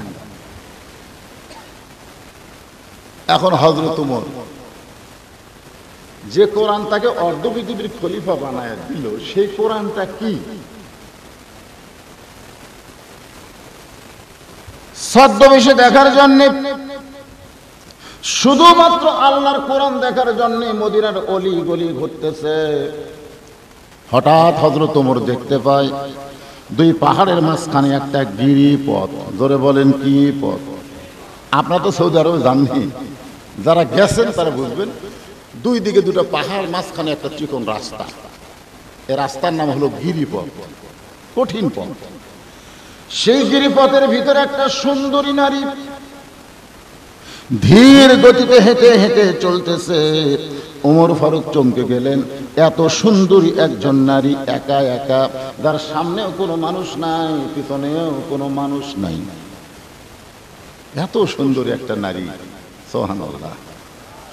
এখন যে আপনারা সুবহানাল্লাহ বলেন, আপনারা বলেন তো হযরত ওমর ফারুক যাকে বলতেছে এত সুন্দরী নারী, ই কি পরিমণি? ই কি আমাকে অপু? ই কি আমাকে বুবলি? যুবকেরা বুঝতেছে পরিমণির বিয়ার আগে পেটত বাচ্চা আইছে, তারপরে হলুদ দিছে, তারপরে বিয়া হচ্ছে। আর এই বুবলি তো মরিয়ম হয়ে গেছে, বুঝলেন না? আর স্বামীর কোনো খবর নাই, বাচ্চার বয়স 2.5 বছর। পরে খোঁজ খবর নিয়ে জানা গেল এইগুলা সব কাম করছে লুচ্চা শাকিব খান। জোরে খান কি খান? এমন একটা লুচ্চা, কোন মেয়ে মানুষ ওর কাছে গেলি পেট ভরে দেয়। হায় হায় লুচ্চা রে। এখন সুন্দরী বলতে বাংলার মুসলমান মনে করতেছে পরিমণির মতন সুন্দরী, কিন্তু আল্লাহর কোরআন বলতেছে অকরনা ফি বুয়ুতিকুন্না ওয়ালা তাবাররাজনা তাবাররুজাল জাহিলিয়াতিল উলা। মেয়েটা যদি দেখতে কালো হয়, মেয়েটা যদি দেখতে খাটো হয়, এরপরও আল্লাহর আইন পর্দা যদি মেনে চলে, আল্লাহর কোরআন কেবলমাত্র তাদেরকেই সুন্দরী বলে। আচ্ছা, আপনাদের এলাকায় একই গাছের কলা বিক্রি করতে গেছে, এক গামলায় ছিলা, এক গামলায় চোঁচাওয়ালা। আপনারা খরিদ্দার কোন কলা কিনবেন? না একই গাছের কলালা বলতে তো ভাই একই গাছের কলা, তো ওটা কত করে? এই যে না, তো তুমি কলা ছিলা খাও না, তোকে সিলাই কোথায়? তো শিলা আছে, খালি লিভার খাবা। একটা পাখাও নাই যে শিলা কলা নিবে। তো শিলা কলা যদি আপনাদের পছন্দ না হয়, ব্যাপারটা নারীকে আপনারা বিয়ে করেন কেমনে? এই শিলা কলা ওরা ব্যাপারটা নারী উঠাই ধরে কোন কথা ঠিক কিনা? মানে ধুলা বালু মশা মাছি সব আগে টেস্ট করছে, আপনি খাওয়ার আগে টেস্ট। আজকে ব্যাপারটা তারা এই সমস্ত নারীদেরকে অনেকেই টেস্ট করছে, আপনি কিন্তু আর টেস্ট পাবেন না। এই জন্য যারা যুবক বিয়া করনি তারা কান ধরে তওবা করো, বিয়া যদি করতেই হয় পর্দানিশী নারী বিয়া করবো, খালি এই তওবা করো। রাজি আছেন? যারা বিয়া করেননি আর যারা বিয়া করছেন তারা যদি আর একটা চান্স নেন না, অসুবিধা তো নাই রে ভাই। 4টা পর্যন্ত বিয়া করা হয়, 4টা ধরে কোন কয়টা? 2 বউ যারকে আছে তারকে মজাই আলাদা। এক বউ যদি রাগ করে খালি কবে থাক আমি ওর কাছে যাচ্ছি, দৌড়ে এসে পাও ধরবি, যাই হোক না। কারণ একটা বিয়ে যারা আছে এরা সুখে আছে, এরা কষ্ট আছে, বোঝার উপায় নাই, কিন্তু 2টা হলে মজা আছে। ধরে কোন কথা ঠিক কিনা ভাই? এক বউ রাগ করছে, থাক ওখানে গেলাম। এই জন্য আল্লাহ কোরআনে বিয়ার আয়াত যেখানে দিয়েছেন সেখানে প্রথমে বলেছেন মাসনা মানে 2টা বিয়ে করো, সোলাসা মানে 3টা বিয়ে করো, রুবা মানে 4টা বিয়ে করো। যদি না পারো তাহলে একটা নিয়েই তুমি সন্তুষ্ট থাকো। আমি আপনাদের 2টা বিয়ে করার কথা বলতেছি না, কিন্তু যারা করো নাই তারা একটু চিন্তা করো, শিলা কলা না কোসাওয়ালা। ওমর ফারুক সুন্দরী মেয়ের কাছে গিয়া নিকটে গিয়া সালাম দিয়ে বলতেছেন, মা এই 2 পাহাড়ের মাঝখানে গিরিপথে তুমি সুন্দরী নারী একা একা চলতেছ, তোমার সামনেও কোনো মানুষ নাই, পিছনেও কোনো মানুষ নাই। আত্তাকুল্লাহ হাক্কা তুকাতিহি, তোমার অন্তরে কি কোনো ভয় ডর নাই? সঙ্গে সঙ্গে মেয়েটা পর্দার ভিতর থেকে বলে, পথিক তুমি কি হযরত ওমরকে চেনো? সুবহানাল্লাহ। ওই মেয়েটা পর্দার ভিতর থেকে ওমরকে বলতেছে, পথিক তুমি কি হযরত ওমরকে চেনো? যদি হযরত ওমরকে চিনতা তাহলে এরকম বেয়াসাইজা কথা বলতা না। ওমর ফারুক বললেন, মা কি বেয়াসাইজা কথা বললাম? মেয়েটা বলে, পথিক যেদিন থেকে আল্লাহর কোরআন দিয়ে রাষ্ট্র চলবে সেদিন পৃথিবীর এক প্রান্ত থেকে আর একটা প্রান্তে একটা মেয়ে মানুষ যাবে, ওই মেয়েটার কলিজায় আত্মা করলাম, আত্মা করলাম, আত্মা করলাম, শুধুমাত্র আল্লাহর ভয় ছাড়া অন্য কারো ভয় থাকবে না। সেদিন 16 নির্জন পথে যাবে, কোনো জন কটু কথা কবে না, পথে আর প্রান্তরে সম্পদের মোহে পড়ে খুন আর জানি হবে না। সবাই বলেন, জবান খুলে বলেন, যদি মেনে চলি কোরআন। বলেন, যদি মেনে চলি কোরআন আর রাসূলের বিধান, সকলেই শান্তিতে থাকবে বাংলার আকাশে যেদিন কলেমার পতাকা দুলবে।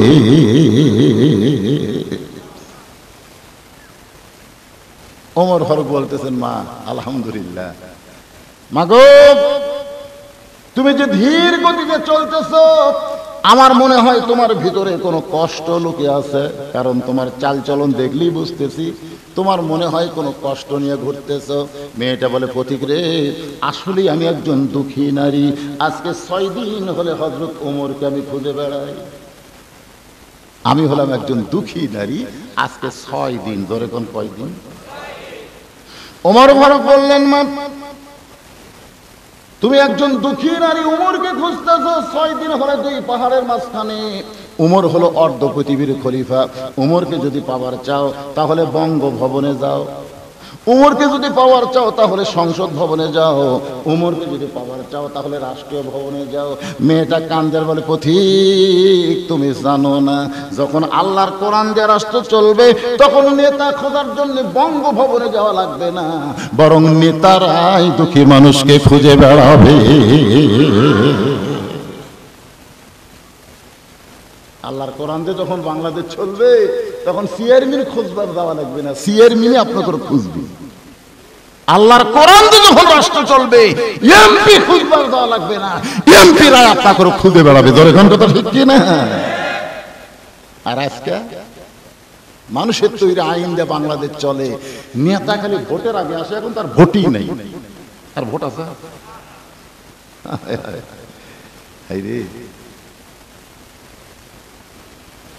মেয়েটা বলে, পথিক শোনো, আমার বিশ্বাস 6 দিন হলে হযরত ওমরকে খুঁজতেছি, আর 1-8 দিনের ভিতরেই পেয়ে যাব ইনশাআল্লাহ। আপনারা বলেন তো, মেয়েটা কি পাশে? মেয়েটা কি পাশে? তো বলতেছে আমার বিশ্বাস 6 দিন হলে খুঁজতেছি ওমরকে, আর 1-8 দিনের মধ্যেই পেয়ে যাব ইনশাআল্লাহ। সঙ্গে সঙ্গে ওমর চোখের পানি বের করে বললেন, মা তুমি যে ওমরকে খুঁজতেছো আমি হইলাম সেই ওমর। মেয়েটা আলহামদুলিল্লাহ আল্লাহ শুকরিয়া আদায় করে বলতেছেন, আপনি যদি সেই ওমরই হন তাহলে চোরের মতো একা একা ঘুরতেছেন কেন? আপনার কি কোনো চামচা নেই? চামচা চামচা বলতেন না, একটা নেতার চামচা থাকবে না, যাই যত বড় নেতা তার চামচা তত বেশি। দেখবেন এমপি যদি যায়, সামনে 100 মোটরসাইকেল, পিছনে 100 মোটরসাইকেল, মাঝখানে এমপির গাড়ি, জনগণ বুঝতেছে নেতা আসতেছে। আপনি হলেন অর্ধ পৃথিবীর খলিফা, চোরের মতন একা একা কেন ঘুরতেছেন? সঙ্গে সঙ্গে ওমর ফারুক বললেন, ইন্নামাল মুমিনুনা আল্লাযীনা ইযা যুকিরাল্লাহু ওয়াজিলাত কুলুবুহুম ওয়া ইযা তুলিয়াত আলাইহিম আয়াতুহু যাদাতুহুম ঈমানাও ওয়া আলা রাব্বিহিম ইয়াতাওয়াক্কালুন।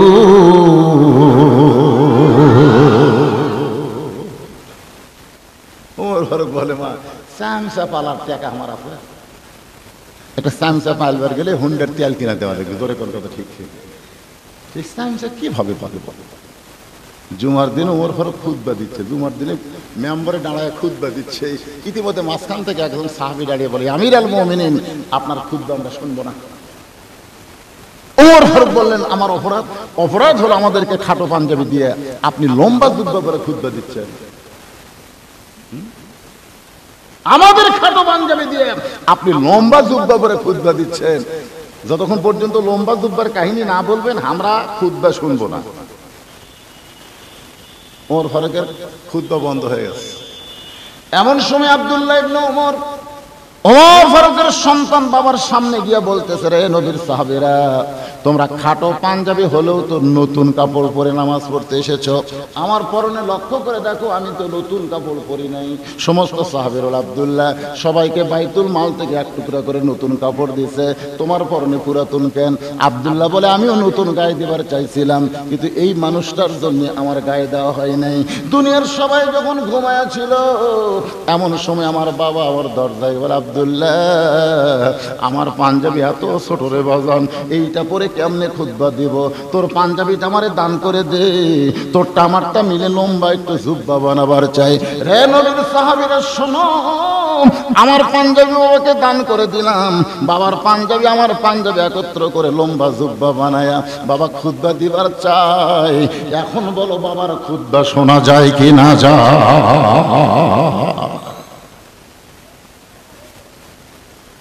সুবহানাল্লাহ। চামচা পালার মতন টেকা থাকা লাগবে তো, কি কন? এই যে হুন্ডা নিয়ে তারা ঘরে, ওরা কি এমনি এমনি ঘরে না তেলের টাকা দেওয়া লাগে? এই টাকা কোথা থেকে দেয়? এই টাকা কোথা থেকে দেয়? যত বিপদ আপদ মুসিবত সব গরিবের উপরে। ধরে কোন কথা ঠিক কিনা? গত বছর এই টাইমে 80 টাকা সের চাউমিন, এবার 200। গত বছর কারেন্টের বিল দিতে হবে প্রতি মাসে 300, এবার আছে 3000। সব টাকা আমাদের কাছ থেকে নিয়ে সংসদেরকে পাল্টিছে। তোরে কথা কর না, কথা কর না। আশ্চর্য কথা। কেরে কুত্তা ভুক ভুক করে বেড়াই।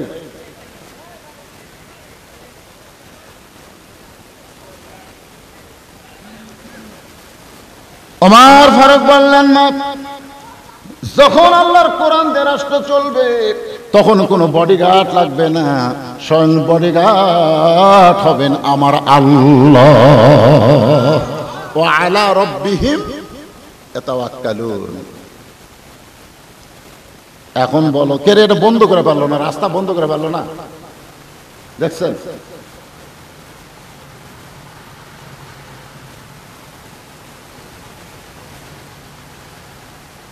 আপনারা বিরক্ত হচ্ছেন? বর্তমানে জেলখানায় মামুনুল হক হক কথা বলে এখন জেলখানায় জোরে কোন কথা ঠিক কি না? কারণ আমরা ইমানের কলেমা পড়েছি, আর যারা জেলখানায় বন্দী হয়ে আছে তারা ইমান গ্রহণ করেছে। যুদ্ধের সময় আমার এলাকার অনেক হিন্দুরাও কলমা পড়ছে। আর্মি দেখলেই বলতো লা ইলাহা ইল্লাল্লাহ, লা ইলাহা ইল্লাল্লাহ। আর্মির এলাকা বিলকুল ঠিক হয়, ঠিক হয়। যুদ্ধ 9 মাসে হিন্দুরা বেঁচে যাওয়ার পরে বলতে, হুজুর মুসলমানের কলমার দাম আছে হুজুর। আমি বললাম কেমনে বুঝলে? ওই কলমা কই আরবির হাত থেকে আমরা বেঁচে গেছি। আমি বললাম দেখো, শুধু কলমা কই আরবির হাত থেকে পাইছো, এই কলমা যদি গ্রহণ করো জাহান্নামের আগুন থেকে আল্লাহ তোমাদের বাঁচায় দিবে। শুধু কলমা পড়লে হবে না, এটা গ্রহণ করা লাগবে। মেয়েটা বলতে 6 বছর বয়সে ইমানের কলমা গ্রহণ করেছি, শুধুমাত্র কলমা গ্রহণ করার অপরাধে, অন্য কোনো অপরাধ নাই, শুধু কলমা গ্রহণ করার অপরাধে আমাকে 12 বছর জেলখানায় বন্দি জীবন কাটাতে হয়েছে। চুরি করেনি, ডাকাতি করেনি, একটা অপরাধ কলমা। আজকে যারা জেল জুলুমের মধ্যে আছে তাদের অপরাধ কি? এই জোরে গান, তাদের অপরাধ কি? একটাই মাত্র অপরাধ, এই কলেমা গ্রহণ করার কারণে 12 বছর সকালবেলা 3টা করে চাবুক, বিকালবেলা 3টা করে চাবুক মারছে। আমার দেহের এমন কোনো জায়গা নাই যে জায়গায় চাবুকের আঘাত লাগে নাই।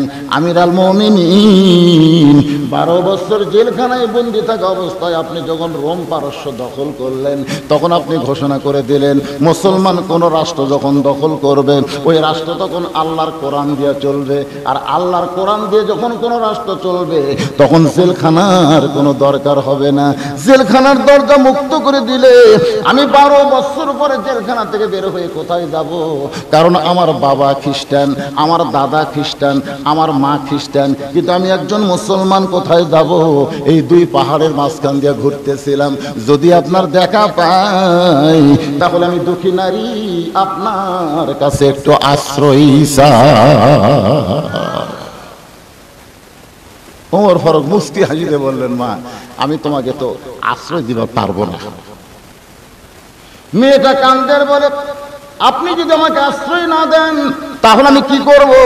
ওমর ফারুক বললেন, মা ইসলাম কোনোদিন কাউকে আশ্রয় দেয় না, বরং ইসলাম মানুষকে অধিকার দেয়। সুবহানাল্লাহ। আপনি ধনীর ঘরত যায়, বাবা টাকা দাও, বাবা ভিক্ষা দাও, বাবা আমি গরিব, বাবা যখন কোরআনের রাষ্ট্র চালু হবে তখন গরিব ধনীর দরজা যাবে না, ধনীরাই গরিবের দরজা ঘুরবি। ধনীরা আসবে, রে এ 70-80 টাকা লে রে, আমার 1000-এর মধ্যে 25 টাকা লিয়ে ভাই রে, তুই টাকা না নিলে আমি জাহান্নামে যাবো রে, লিয়ে রে। কোরআন দিয়ে যখন রাষ্ট্র চলবে প্রত্যেক ধনীরা গরিবের দরজা ঘুরবে। 1 ব্যাগ টাকা লিয়ে 7 দিন ধরে ঘুরতেছে, সব গরিবেরা দরজা বন্ধ করে গেছে, মাফ করো মাফ করো, গরিবেরাই ধনীক মাফ কর, তোর টাকা আমরা নেব না। 7 দিন ঘুরে ঘুরে কয়, আল্লাহ রে তাহলে 1 ব্যাগ টাকা লিয়ে যাই কোথায়? মনের দুঃখে মরুভূমির মধ্যে গেছে, যা যায় গাছের ছায়ায় একজন ঘুম পাড়তেছে। এই ব্যাগ আলো মনে করতেছে ই গরিব ভাই রে, 1 টাকা দিয়ে আমি বাঁচলাম। কাছে যায় ঘুম পাড়তেছে, আসসালামু আলাইকুম। ওই ঘুম থেকে লাভ ধরে কয় আলহামদুলিল্লাহ। বেগলা কয়, মি আমি তোর সালাম দিলাম, ও আলাইকুম না কয় আলহামদুলিল্লাহ কেন? বলে 1 বস্তা টাকা লিয়ে 15 দিন ঘুরতেছি ভাই, একটা গরিব পাইনি, তোকে দেখে আল্লাহ শুকর আদায় করছি, টাকাটা নিত। বেগালা কয় আবু ঘুরি 7 দিন, তুই ঘুরিস 15 দিন, তাহলে গরিব গেল কোথায়? যখন সুদ ভিত্তিক অর্থনীতি বন্ধ হয়ে জাকাত ভিত্তিক অর্থনীতি চালু হবে, গোটা বাংলাদেশের জন্য আল্লাহ রহমত বরকতের দরজা খুলে দিবে। জোরে কোন কথা ঠিক কি না? প্রধানমন্ত্রী কি কইছে? 23 সাল দুর্ভিক্ষের বছর। দুর্ভিক্ষের বছর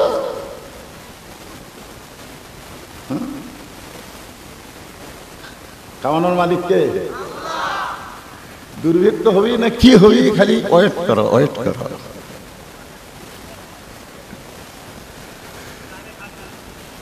হ্যাঁ, এই অ্যাঙ্গেলে মার হবে, ডাইরেক্ট মার হবে না। এই পরেন আল্লাহ কোরআনে বলতেছেন, ওমা মিন দাব্বাতিন ফিল আরদি ইল্লা আলাল্লাহি রিজকুহা। পৃথিবীতে এমন কোন বিচরণশীল প্রাণী নাই যার রিজিকের ব্যবস্থা আমি আল্লাহ করিনি। তাহলে রিজিক দেওয়ার মালিক কে? প্রধানমন্ত্রী কেমনে বলে দুর্ভিক্ষ হবে? আল্লাহ বলে, আমার কোরআনের কাছে আসো, আমি রহমত বরকতের দরজা খুলে দিব।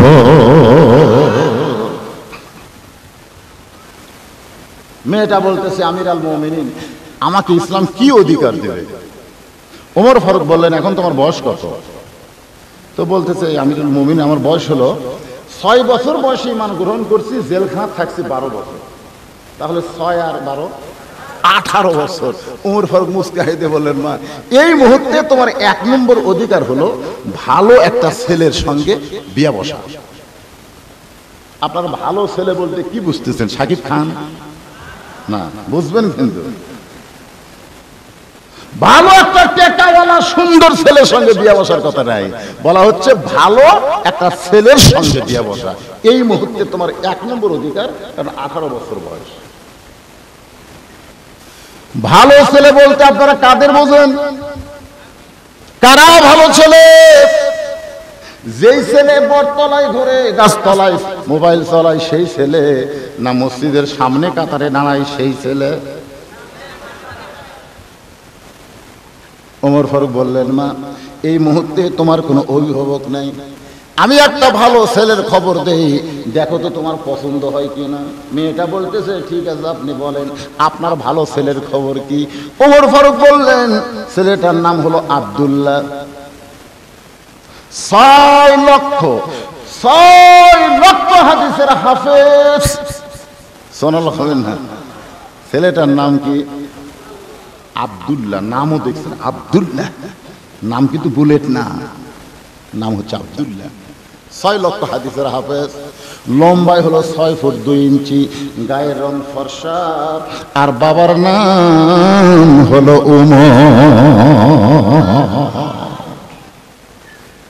ওমর ফারুক দেখতেছে, এইরকম একটা মেয়ে যদি আমার ঘরের বাড়িতে যায়, ও কি কর, আমার যদি বেটার বউ হয়। এই জন্য বলতেছে, সে আব্দুল্লাহর সঙ্গে তোমার বিয়ে দিয়ে তোমাকে আমার বৌমা বানায়া, জোরে বলেন কি মা? বৌমা বানায়া আমার বাড়িতেই তোমাকে অধিকার দিবার চাই। আমার বাড়িতে আজ থেকে তুমি হবা বৌমা। এরা ফুচকা করে গল্প করে করে কি টাকা চাই নাকি? দেন। আচ্ছা, আপনারা বলেন তো, যারা এখানে শ্বশুর আছেন, আপনারা যারা বেটা বিয়ে করেছেন, আপনাকে বেটার বউ আপনাকে কে হয়? জোরে কন, আরো জোরে। সবাই কিন্তু বলতেছেন না। অনেকের বেটার বউ আছে, বৌমা হওয়ার পারেনি। তো বৌমা হওয়ার পারে নাই, বউ দজ্জাল হয়ে গেছে। বেটা বিয়ে করার পর থেকে বউ কি কান গরম করে দিছে। আর আপনাকে রতনকান্দি নাই, ওই বউলিয়া চলে গেছে সিরাজগঞ্জ শহরে। সিরাজগঞ্জ শহরে সুন্দর একটা বাসা করছে বউলিয়া, ওই বাসায় কবিতর আর কবিতরনি থাকে, আর বাপ মা থাকে রতনকান্দি গ্রামে। অসুস্থ বাবা একদিন সিরাজগঞ্জ হাসপাতালে গেছে ডাক্তার দেখানোর জন্য। ভালো ডাক্তার দেখতে দেখতে রাত 9টা বাজছে। রাত 9টার সময় বাবা চিন্তা করে, এই রাত 9টায় রতনকান্দি কেমনে যাই? মন বলতেছে, কেন তোর বেটার বাসা নাই? রাত 9টার সময় বাবা মনের তাগিদে ছেলের বাসার দরজায়, ছেলের নাম হলো আব্দুল্লাহ, ধরে কোন ছেলের নাম কি? বাবা ডাক দেয়, আব্দুল্লাহ। আব্দুল্লাহ ফোন করছে, কে রে? আমাকে সবাই স্যার করে কয়, সাহেব করে কয়। এই রাত 9টার সময় আমার নাম ধরে ডাকি মরদ কে? আপনার বলেন তো, নাম ধরে ডাকার মরদ কে? আব্বা ধরে নাম ধরে ডাকার মরদ কে? আমি যত বড়ই হুজুর হই, আমার বাপকে আমার হুজুর কবি, এই বুঝলো? এই খবর কি? আব্দুল্লাহ চমকে উঠছে, এত রাত্রে আমার নাম ধরে কে ডাকলো? দরজা খুঁজে দেখে বাবা একেবারে মতন দাঁড়ায় আছে। আব্দুল্লাহ বলে, বাবা এত রাত্রে কেন? বলে, ডাক্তারের কাছে আইছিলাম, ভালো ডাক্তার দেখতে দেখতে 9টা বাজছে, এখন রতনকান্দি কেমনে যাই, এই জন্যই তোর বাড়ির দরজায়। আব্দুল্লাহ হাত ধরে বাবাকে রেস্ট রুমে বসাইছে, যে ঘরে সবাই রেস্ট করে ওই ঘরে বসাইছে। এই ঘরে বসানোর পর আব্দুল্লাহ বউয়ের কাছে গিয়ে দেখে বউ কম্বল গাও দিয়ে শুয়ে পড়ছে। আব্দুল্লাহ এতিমের মতন বলতেছে, কে গো বিবি? এই আব্বা এসে রে, আব্বা এসে, আব্বার সামনে একটু খাবার দাও। বউ বলতেছে, সকাল থেকে আমার মাজা ব্যথা, আমার ডানার মধ্যে গেলে শিরশির করতেছে, আমি শুচ্ছি আর উঠতে পারবো না, তুমি তোমার বাবার খাবার দাও। বাবা চিল্লায় বলে, আব্দুল্লাহ আমার অসুস্থ বউরে তুই কষ্ট দিস না, খাওয়া লাগবে না রে। আমি কি খাওয়ার জন্য আইছি? খালি থাকার জন্য আইছি, যাওয়ার বুদ্ধি থাকলে চলে যাইতাম। আব্দুল্লাহ বলে, বাবা তাহলে কি খাবেন না? বাবা মনের দুঃখে বলতে যে আমার খাওয়া লাগবে না, থাকার একটা জায়গা দে। একটা ঘর দিছে, ওই ঘরের মধ্যে রাত 9টায় আব্দুল্লাহর বাবা না খাইয়া শুয়ে পড়ছে। রাত যখন 11টা বাজে তখন আব্দুল্লাহর শালা, রাত 11টা, আব্দুল্লাহর শালা, আব্দুল্লাহর বইয়ের নাম হলো শেফালি। শেফালি আপা সঙ্গে সঙ্গে বিড়াল যেমন ইন্দুর ধরার জন্য লাফ মারে, ওই কম্বল ফেলা দিয়ে স্বামীর উপর দিয়ে মারছে লাফ। আব্দুল্লাহ তাকায় দেখে কম্বল আছে, বউ নাই। বউটা গেল কোথায়? গেট খুলে বলতে, ভাই এত রাত্রে কোত্থেকে আসলি? ভাই বলতে যে ক্রাম বোর্ড খেলতে খেলতে রাত হয়ে গেছে, আমি একটু থাকতে চাই। বোন বলতে, তো পাগল হয়েছিস, তুই না খাইয়া ঘুমাইলে আমার ঘুম ধরবে না। ডাইনিং টেবিলের চেয়ারে বসাইয়া ভাত গরম, গোস্ত গরম, মাছ গরম, সব গরম করে ভাইয়ের সামনে দিয়া বলতে, খাবাই খাবাই, তুই না খাইলে আমার কলিজার মধ্যে শান্তি নাই। আব্দুল্লাহ খাট থেকে উঠে চিন্তা করে, আমার বাবা 9টার সময় আইছে, তোর মাজা বেদনা পিঠ শিরশির করে, আর ভাইকে বলতেছিস খাবাই খাবাই। বার হইয়া থেকে 5 তরকারি গরম ভাত, শালার মাথায় বইয়ের হাত। কয় তরকারি? 5 তরকারি গরম ভাত, বউ মাথা হাত দিয়ে বলতেছে, আরে এক টুকরা খাবা। সঙ্গে সঙ্গে আব্দুল্লাহ বাবা যেই ঘরে ঘুমায় ওই ঘরের জানলার কাছে জিরো বাল্বের আলো বাবার মুখটা দেখতে পায়। এমন সময় আল্লাহর কোরআন বলতেছেন, ওয়া কাযা রাব্বুকা আল্লা তা'বুদু ইল্লা ইয়াহু ওয়া বিল ওয়ালিদাইনি ইহসানা। আব্দুল্লাহ রে, তোর বাবা না খাইয়া তোরে লেখাপড়া করাইছে, তোর বাবা মাটির বিছনায় থেকে তোরে খাট বানায় দিছে, আজকে সেই বাবা তোর না খাইয়া ঘুম পাড়তেছে, আর শালার সামনে 5 তরকারি গরম ভাত, তোর কি করার কিছুই নাই। সঙ্গে সঙ্গে কোরআন বলতেছেন, লিয়াবলুয়াকুম আইয়ুকুম আহসানু আমালান ওয়া হুয়াল আজিজুল গফুর। আব্দুল্লাহ চিন্তা করতেছে কি করা যায়।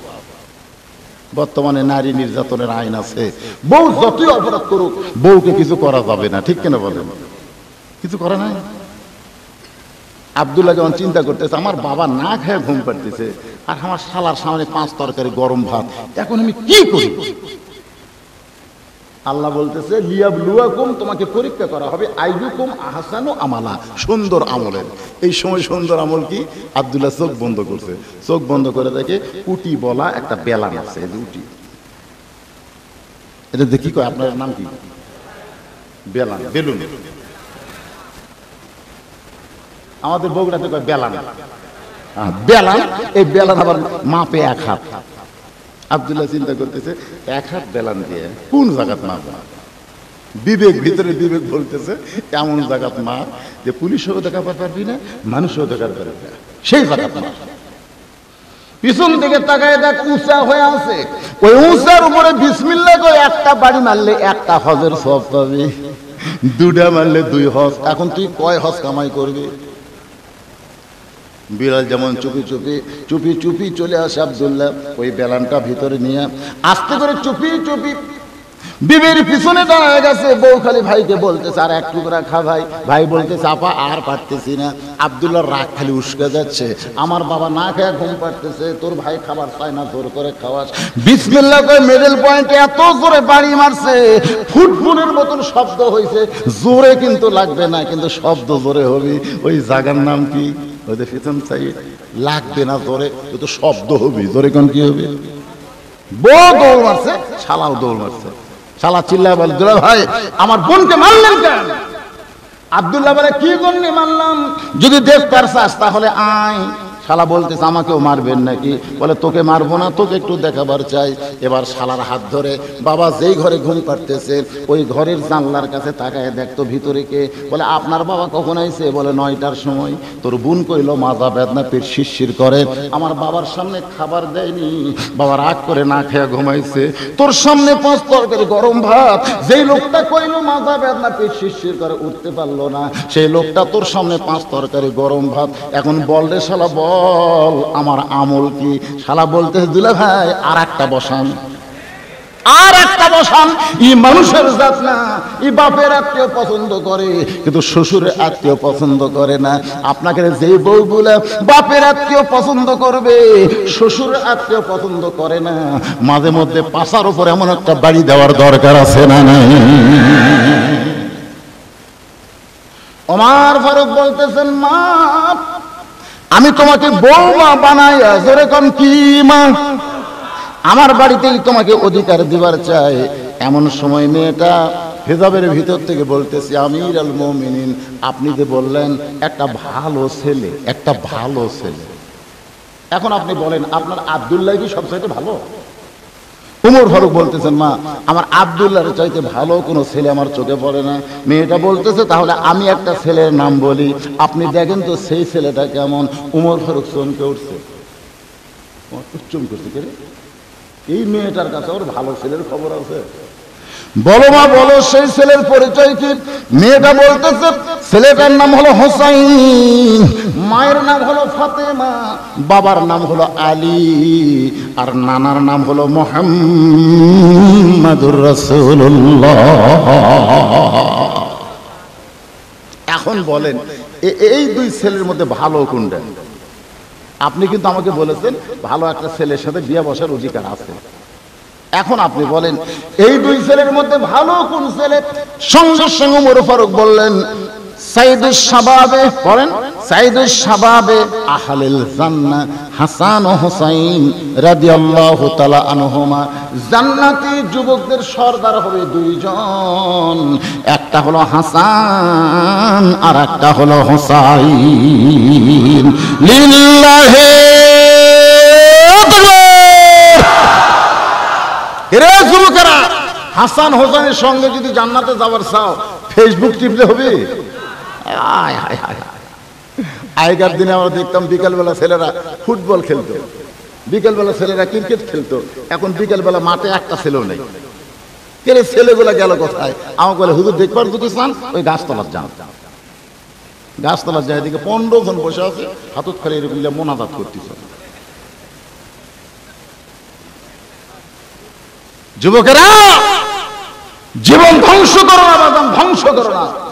হাসান হোসেনের সঙ্গে যদি জান্নাতে যাবার চাও, উমর ফারুক বলতেছেন মা আমার আব্দুল্লাহর চাইতে তোমার হোসাইন অনেক ভালো।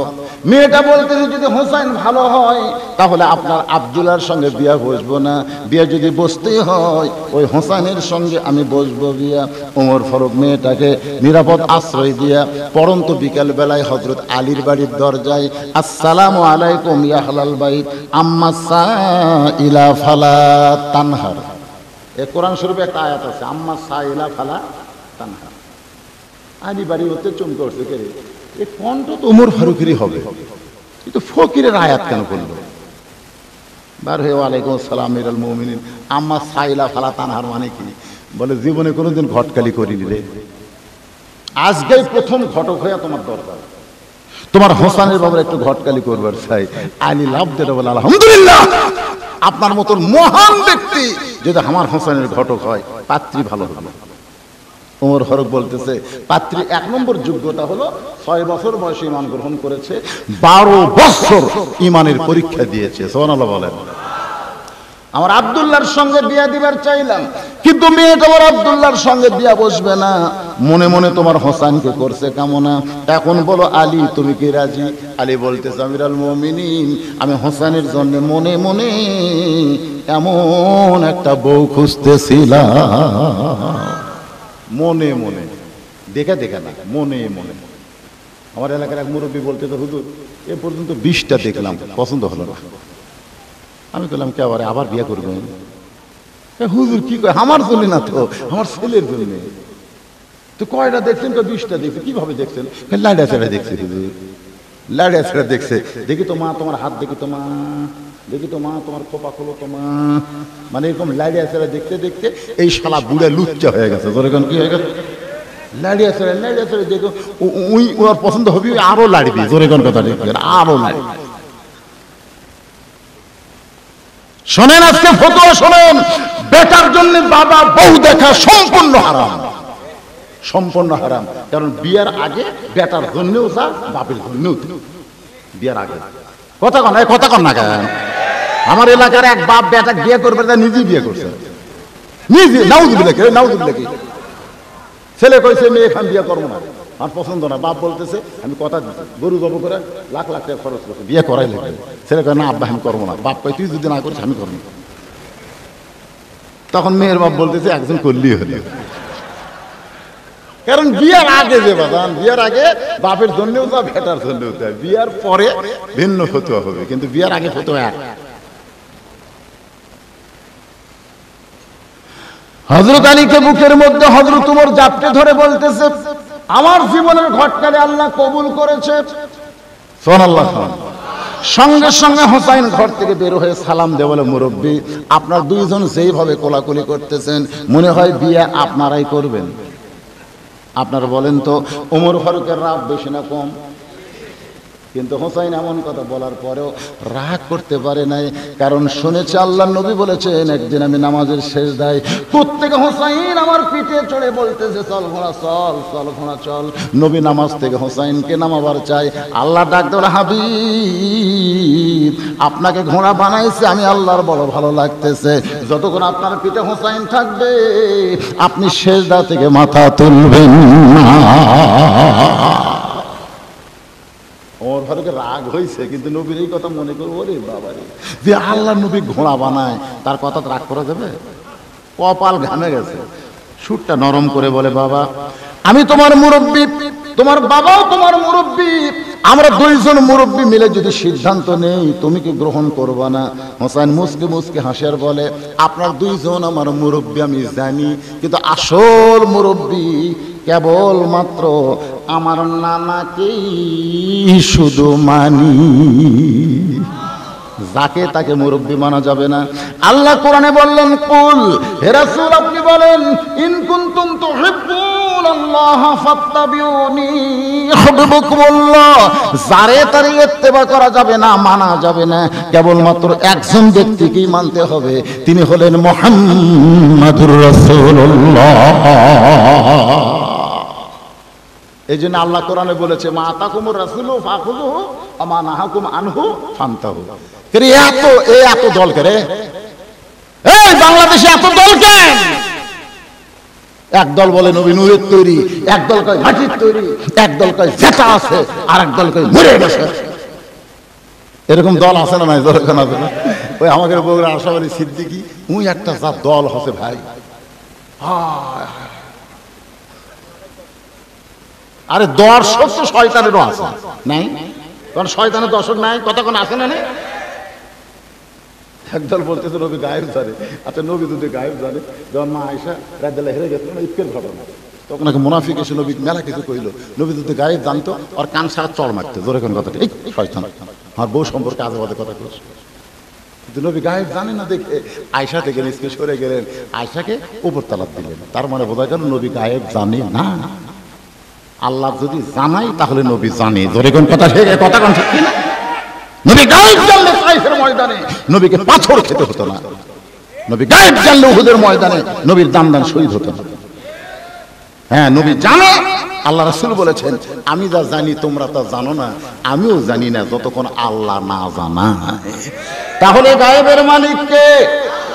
আরো জোরে হুয়াল্লাহুল্লাযী পড়েন, হুয়াল্লাহুল্লাযী লা ইলাহা ইল্লাহু আলিমুল গায়বি ওয়াশ শাহাদাতি হুয়ার রহমানুর রহিম।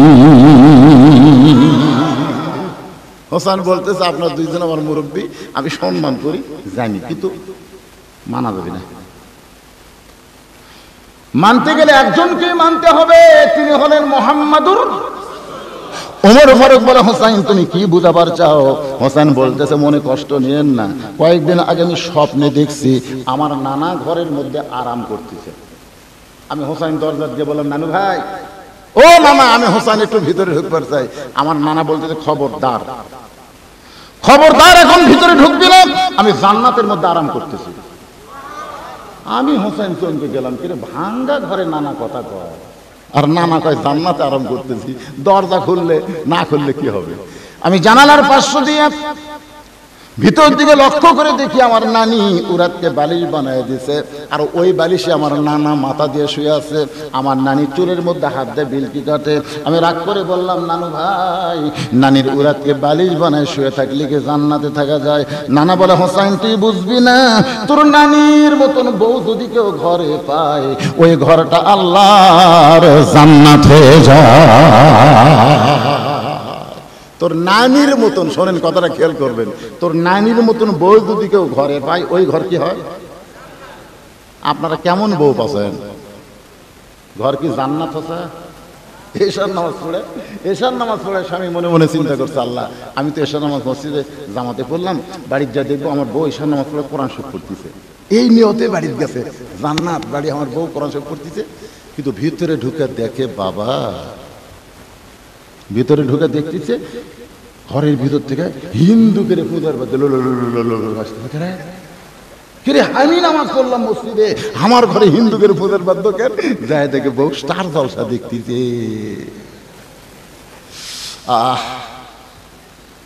যারকে বউ স্টার জলসা দুই বাংলা থেকে, আপনারা বলেন তো সেই ঘর কি জান্নাত না জাহান্নাম? এ জোরে কোন জান্নাত না জাহান্নাম?